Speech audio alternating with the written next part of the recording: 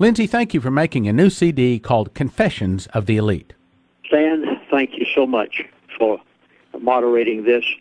And for background briefly so that people will understand why I'm making this series, by the providence of God, I had the privilege of living with the elite of the world for 3 years. It was because I was a missionary in the state of Alaska, and at the time they were building the Trans-Alaska Oil Pipeline, and I was invited to be the chaplain. I had not the slightest idea of what I was getting into. But for 3 years' time, I sat across the dinner table from, lived in the dorms with, and rubbed shoulders with the people that you hear about in the World Bank, the IMF, the people that control the world, the top oil company officials of the world. Now, that was 35 years ago. But there were two of these individuals whom I will refer to as the elitists, and one of them's name I will give you in the course of this presentation, first time it's ever been done. In fact, you're going to hear a lot of new things in this presentation that I have never given before, that the elite have never given me before, and things that you'll find extremely interesting. But 35 years ago, these two individuals and I made very close friends when I was their chaplain, and I think out of respect for the fact that I gave 3 years of my life to be the chaplain of the elite, that these people in turn have given me information.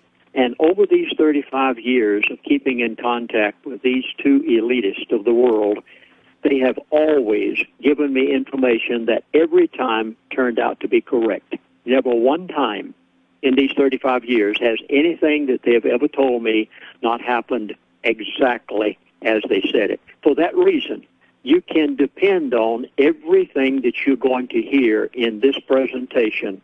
You can depend on it happening exactly as they have it planned behind closed doors. They know exactly what's going to happen in advance. And barring the intervention of a divine hand, these things will happen exactly as they have said it. Now, may I say that the reason for this series is because of the two elitists that over these years have kept in touch with me. One of them, just a matter of days ago, passed away. He died. And before he died, he told me everything. What this man has said to me is so shattering and so startling. I said to Stan just a moment ago before we began this recording, Stan, this will be the most unusual, the most informative, and the most startling presentation that we've ever made. And it's all because of the information that was given to me by this elitist who at 87 years of age went on into eternity.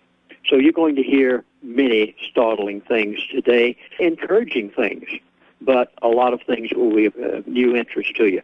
First of all, I'm going to begin with the mindset of the elite because very few people on the face of the earth understand the mindset of these people, and I never would have.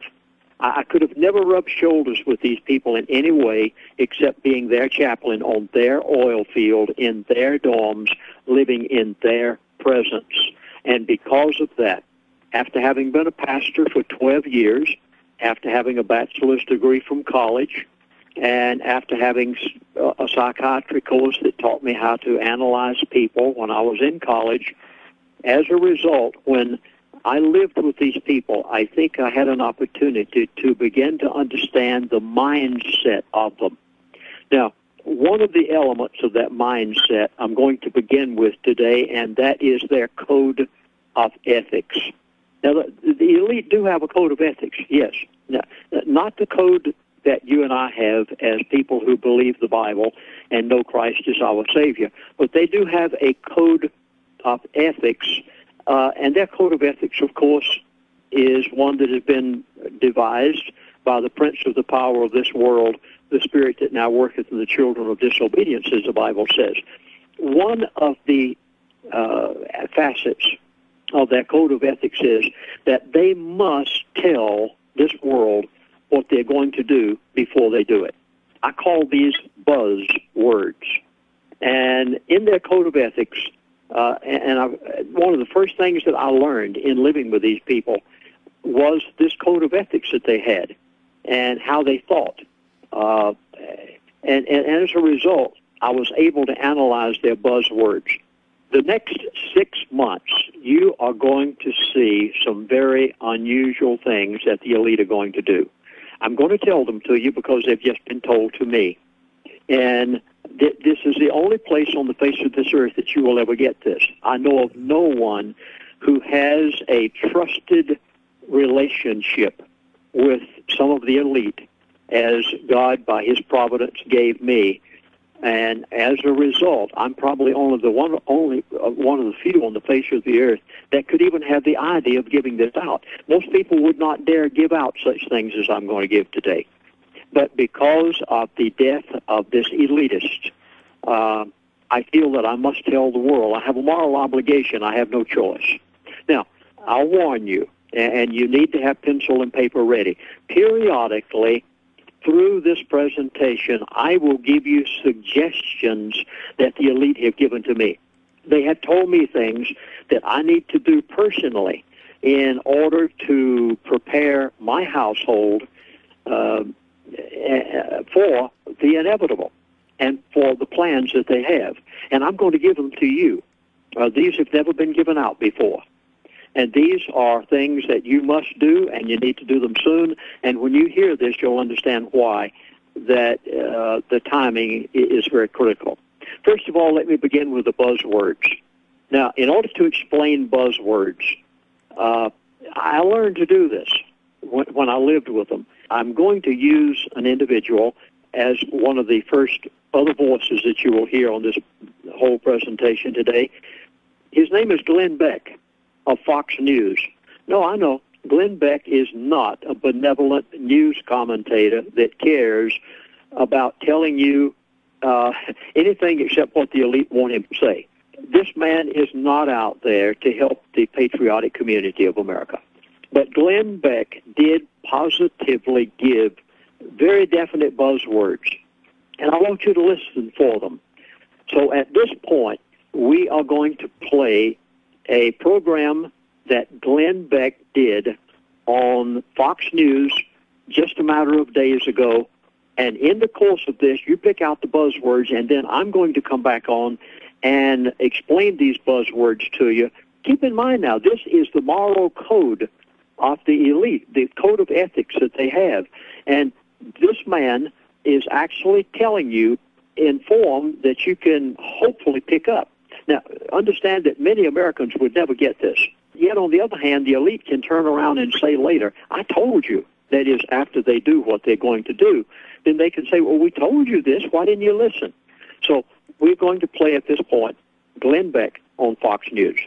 I'm going to be cryptic here because I cannot tell you the names of the people involved because I don't have the permission of all of the people involved to tell you this story.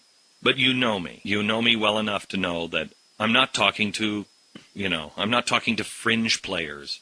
I am talking to people. When I have told you things about TARP, when I've told you things, it is because I have enough contacts with people who are not peripheral players, but players that have been in these rooms as things have happened. Yesterday, I had a conversation with somebody.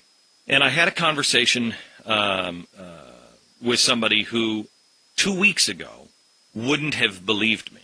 And this is a help me out here, guys. This is an individual who very well connected, knows a lot of people in the financial circles at upper levels, and has people and has a history that you would know, you would recognize, and is in the know, is in the game with the highest levels. Okay.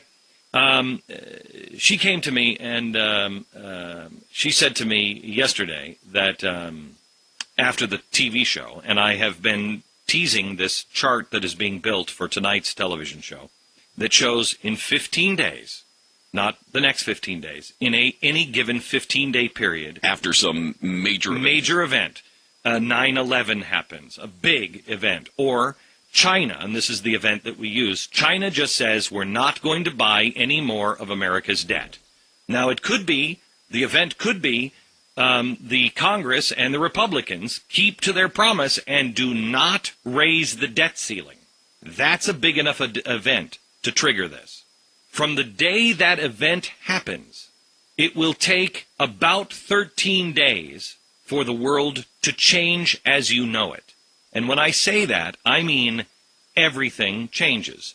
Global catastrophe, global panic. What I told you 3 years ago, 4 years ago was coming. 3 years ago when it started to happen, and they were talking about TARP. Was that 3 years ago? I think it was. Wasn't it? 2, right? 2 years? Yeah. When that started to happen, I told you we're headed for a mountain and we're going to crash into the mountain. You've got to prepare. What they're trying to do with TARP was take us down into the trees. Well, they have prepared. Again, the question is, have you? What happens? China says, we're not going to buy any more bonds. The world freaks. And in the few days, the Fed comes in and they say, we're going to raise rates. We're going to raise the yield on bonds. So you can make a lot of money. Everybody buy bonds. Well, what happens? Europe raises them faster than we do, because as soon as people lose confidence in our bonds, the rest of the world says, wait a minute, buy us, buy us. And so they start competing. Pour your money here. Everybody is competing. Gold is competing. Food is competing. Everything is competing for all these dollars that are now no longer going to go into bonds. And so the world gets spooked. And that lasts about a week. Then things just start coming apart at the seams. And Asia starts to crash. The Asian markets crash. The European markets crash. The Dow crashes. I mean, and we're talking about serious crashes.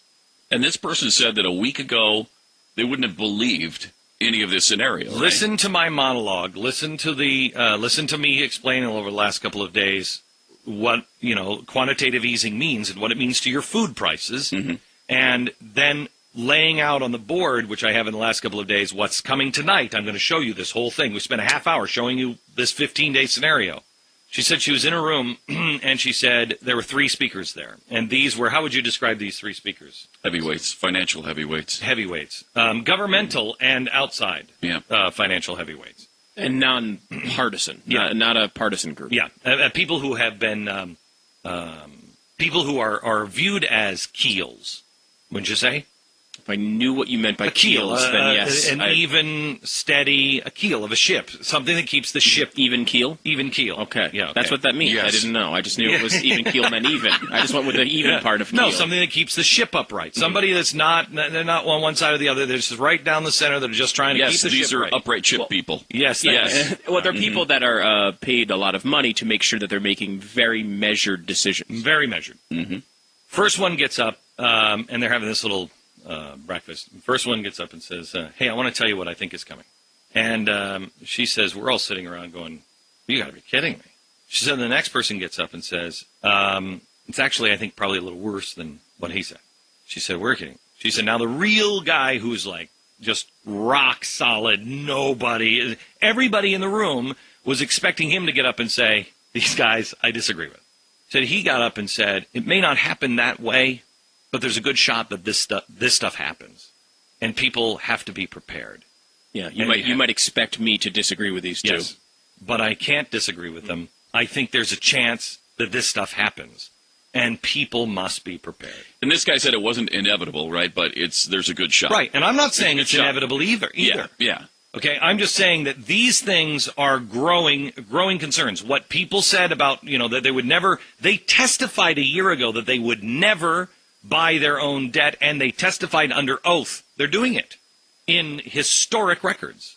And because these things are possible, this is why you're shining the light on it, not to fearmonger, but to get people. I've always disagreed with the, world-renowned FDR statement, we have nothing to fear but fear itself. I mean, what does that even mean? We have nothing to fear but being unprepared.